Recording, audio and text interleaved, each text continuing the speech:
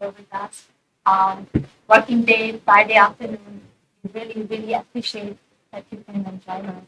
Um, there will be a very, we will be a very brief on this, program. Today, the reason that Beverly Hill, we are amazing lady, doing an amazing work. She will introduce herself and let you all know in detail that what she is doing is for community, for people, for our country. So thank you, thank you. We really appreciate your appreciation. My name is Aisha Khan. I'm a Democratic Central State Committee member from District 44B, and I'm running for House delegate for District 44B. I also ran before in 2018. I got elected for Central State member in 2018, and now because last time I challenged incumbents, and this time is the open seat, and I have a very high hopes that this time I will get it. But I need your support and help to make it possible. Also, I'm an entrepreneur. I have a child learning centers within my district. I'm creating jobs, especially my more focus is minority-owned businesses. As a female, as a woman, I have to think about other women that how I can help them. So I do have organization National Center for Women Entrepreneur. I'm a chairperson for that. It helps for women, especially who wants to start their own small business. So we guide them that how and where we can help each other, and then they can start their own small business. So another thing I just want to mention that we are working very good news. We are working for Women Mindful Lending Fund. The Maryland State and Brother Shahi, he will explain more about that. So that will be great if we bring it this in our state. And Ms. Hill will a little bit talk more about that too. Because the goal is that how and where we can help female, especially women, and how we can help them to start their own small business and how they can become strong in the community. So that's it. Now we will just start it from from Miss Hill, and then we will introduce ourselves and is that okay? That's fine. Yeah. You want me to just introduce myself? Yes, please. So people know that you know about yourself, that you're doing it, and a little bit demo about yourself that you have done. More about me than what I can say. Okay. No, I think that music it is up to you. You want to You start want at to tech? Aisha, thank you so much for this luncheon. I'm humbled, truly humbled. And thank you to all of you who are taking time out of your busy days to show up for this. My interest in women started when I was teaching history at the University of Iowa, and I kept having encounters with women who were abused or stalked or beaten. And the last woman with whom I had a lengthy relationship, I was just her ally, just her friend, but she was a foreign national. And so I became interested in the status of women globally. At that time in the US, she did not have legal status independent of her husband. And so she would not report the abuse because she would have been deported. She didn't mind if she were deported because she had a great job waiting for her back in China, but she cared very much for her daughter, who was completely Americanized and who did not read and write Chinese well enough to do well in school back in China. So she suffered the abuse for years rather than see her daughter go back to China. So that was my initial sensitization. And then another sensitization came in 2004. There was a big spread in the Sunday New York Times, in the magazine, written by Peter Landesman. He was also the photographer, about global trafficking rings. And at that time, we knew nothing about global trafficking rings. We knew that there were, that brothels existed around the world, but we knew nothing about this architecture of international collaboration that where girls were abducted from Southeast Asia and they found themselves in Latin America with no legal papers, with no Spanish, and in some cases, not even the ability to read and write in their own language. And they were so trapped. And they were threatened into silence because these rings are global. And if they ran away or they squealed to the police, somebody would go get their sister back home and traffic her or kill their brother. Anyway, it was January 2004, and I was in a cafe reading this, and the stories were just heart-wrenching. The girls were so young. And I was crying, and I said to myself, there are just too many times when I've read something disturbing like this, and then I write checks to the proper organizations, and then I seem to move on and kind of forget about it. And I said, I'm not going to do that this time. I vowed to myself, to God, to the universe, that I would do something. At the time, I had young children, so I knew it wouldn't be immediate, but I started educating myself about the status of women globally. And over the years, I learned about another problem called gendercide. And during the elapsed time, the world had learned about sex trafficking, and some very strong organizations had developed to combat it. Not that the problem was licked, or it never has been, it's not even close. Meanwhile, nobody knew about gendercide. And I had an idea about how I might raise awareness about it. So I decided to pursue that instead. But gendercide is one of the underlying causes of sex trafficking. So I feel as though I'm sort of attacking both problems at the same time. Now, gendercide might be an unfamiliar term. The more correct term is female genocide. And it refers to the elimination of women from very young to very old around the world due to social causes, not to natural causes. So this is a socially created, man-made problem. And according to the United Nations Population Fund, 143 million women and girls have been eliminated from our world due to these social causes. That, without argument, is the biggest atrocity the world has ever seen. World War I cost 20 million lives. World War II, 70 million. The genocide of indigenous people in the Americas is put somewhere between 55 million and 100 million. This is 143 million, and nobody even knows about it. The problem just flies under the radar. So the challenge was to get this in the news, to raise awareness. Journalists never talk about this because, should I pause? No. I know it's being filmed. Journalists don't talk about this because there are no good visuals to attach to it. It occurs in the privacy of the family against a victim that is nearly voiceless. In addition, it's an ongoing problem. It never changes. News is about what's new, right? This is just the same old, year after year. So the challenge was to get this into the news. So we created an art exhibit. Well, we've done many things, actually. We had Amartya Sen, Nobel Prize winner, come to University of Texas in Dallas and talk about this problem. And we collaborated with some of you who are here right now to do that.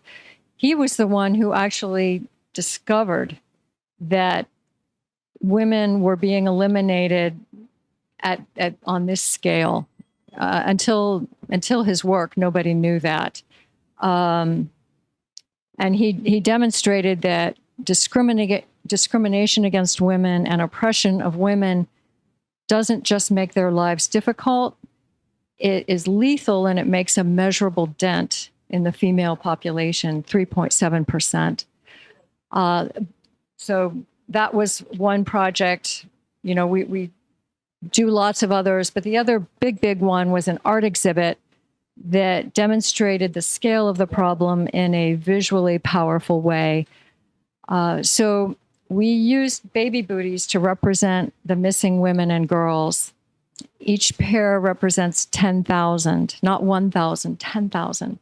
And we strung them on clear plastic strips that extend from floor to ceiling. And we created a huge labyrinth, floor to ceiling, of these baby booties that would more than fill that room in there. I don't know if you've seen it. It's a large banquet hall. It would fill that and this.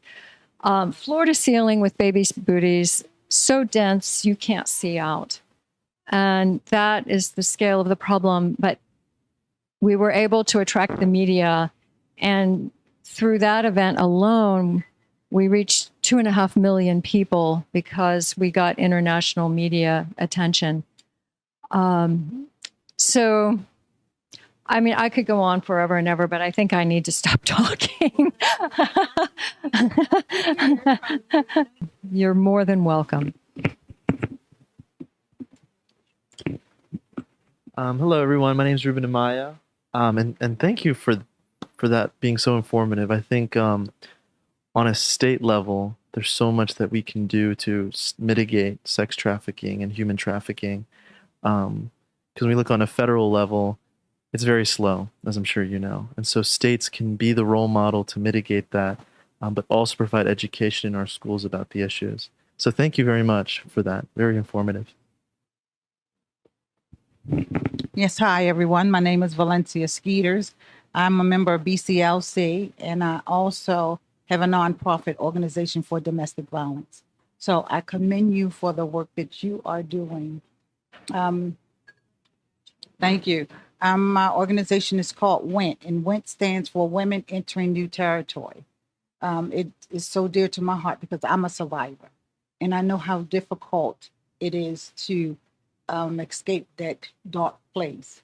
So, my goal is to help women who are seriously about moving forward out of that place, to help them to do that. Hello, everybody. My name is Mona, and I'm not directly involved, but I'm always there for Aisha and Shahab, no doubt. He's my husband, who I have to be there.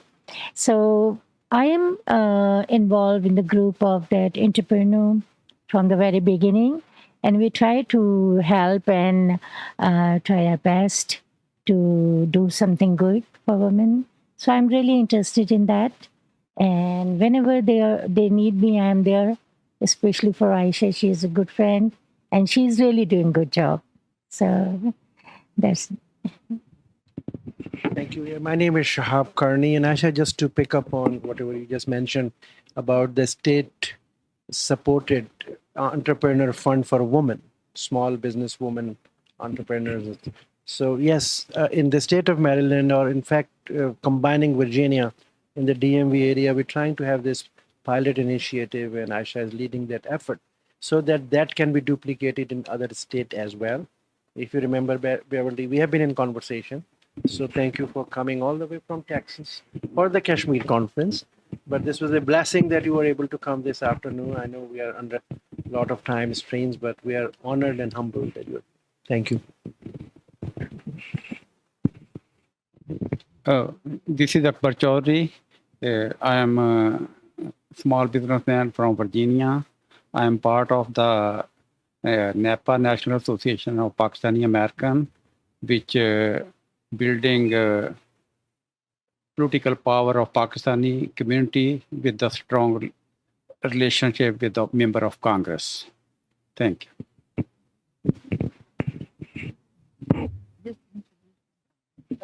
My name is Yvonne Perkins. My name is Rachel Smith, and I just wanted to say one thing. I really appreciate what you're doing as far as women and sex trafficking interjecting, okay? Because on my prayer line this morning, there was a man on there. He was from Cleveland, Ohio, and he says there's a lot of women that are found dead in Cleveland, and they don't know exactly what's going on, but it's all over, really.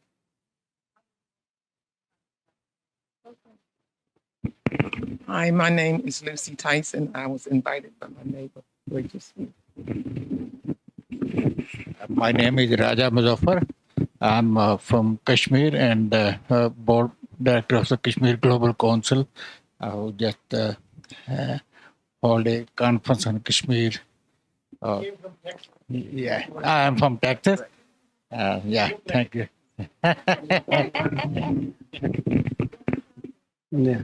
Mujib Qazi, I'm currently serving as president for North Texas Islamic Council, which is one of the largest organization representing 100 mosques and a 67 service organization in Texas. Thank you. My name is Farouk Siddiqui. I come from Toronto, which is not in the United States, but very interesting. I talked to Beverly the other day on telephone and inquired about her work that she is doing. And that's incredible. And especially the work for the genders, women genders. I just wanted to add here that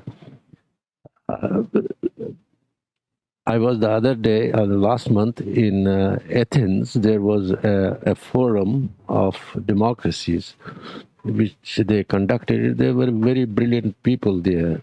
And the challenge is that everybody thought that democracies have is that lack of participation of people, especially the gender, especially the people of less fortunate within the society. And that is what I think that is important for the participation, that the democracy has challenges. I mean, definitely you are doing a great work, but participation of the people like this is very important. Thank you. Good afternoon, everybody. My name is So opening a nationwide network of shelters would be beautiful, but we don't have the resources, at least not right now. Yeah, on behalf of Alexis Steve, talking about women's shelters, about 4 years ago, she had a vision dream that she would start a shelter for mothers and daughters. Why don't you Safe tell house. Safe house. Why don't you tell them Safe about house. it? Why don't you explain? Okay, for me, when I was trying to come out of my situation, I went for help. And during that time, I had my 3 daughters and an 83-year-old aunt that I was taking care of. So there was no way I was going to take them to a shelter. So, like you, I endured my situation a little longer until I was able to get an apartment to move out. So the way my vision for Wink is not a shelter, because when you do a shelter here in Maryland, little boys cannot go in the shelter with their mom. They have to go in with men. So that's a whole nother situation. So my thing is safe house, so mothers and their children all can be together. So with all of the psychological counseling and things they need, the children need it also. There's a lot of people, focus on the mom, but we need to break that cycle.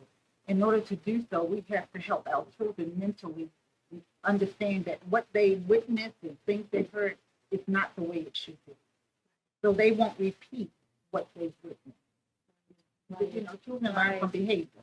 So we need to break that cycle. Yes. So that's my business. Yes. In Dallas, we have a shelter called the Family Place. And I believe that name, Family Place, means that a woman can go there with all of her children. You might look it up. But we also have the benefit, Texas is a high income state right now. It's booming economically. And we have the blessing of the largest women's foundation in the country, the Texas Women's Foundation. It's the result of all this economic growth. And they are funding, they fund projects in Texas. But, if you had something like that in Maryland to fund these projects, approach these women entrepreneurs who are doing well.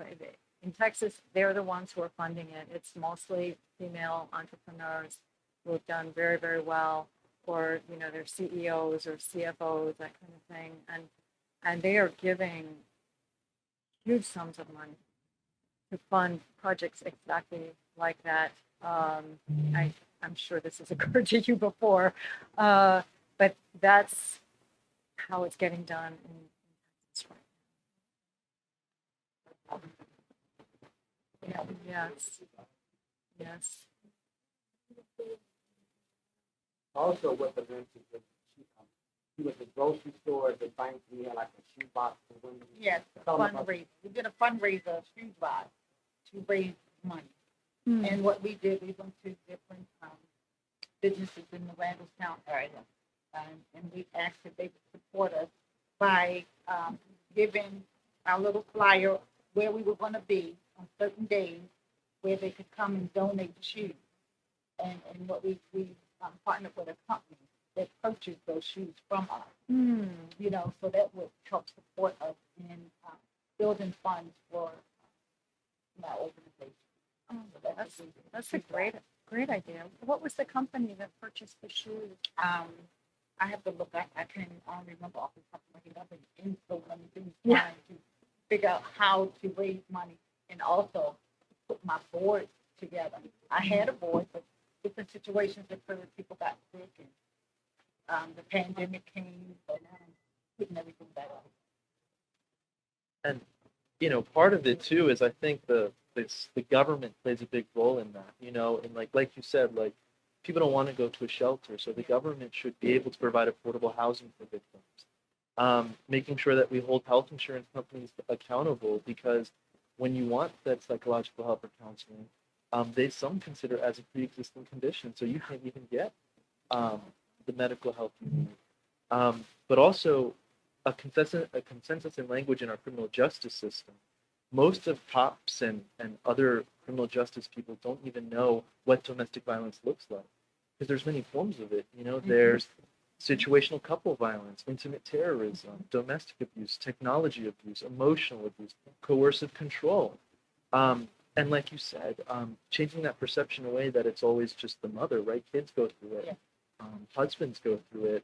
Same-sex couples also go through it a lot more too. And our seniors. And so on a whole state level, the government has to provide those resources, but making sure that society knows that it's a lot more than just black and white. There's a whole lot of gray. And until we see that part, you're not really going to address it.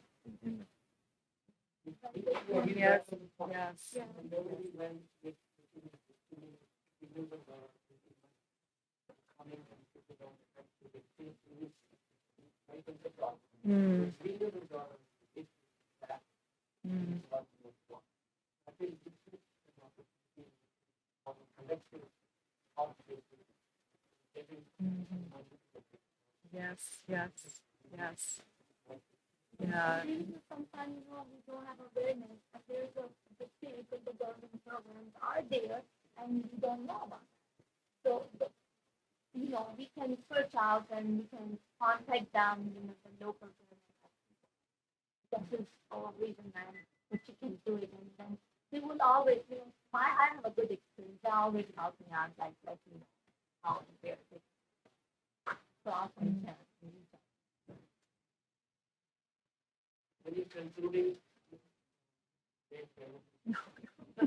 No, that is so underserved. Everyone at this table is doing phenomenal things. Every one of you, and especially you, Rachel, you should be in this seat.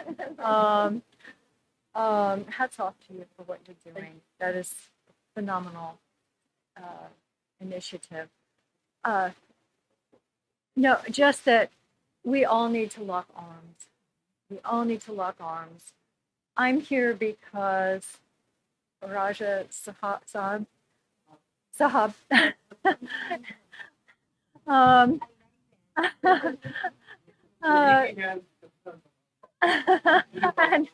And Mujib Sahab have helped me so much.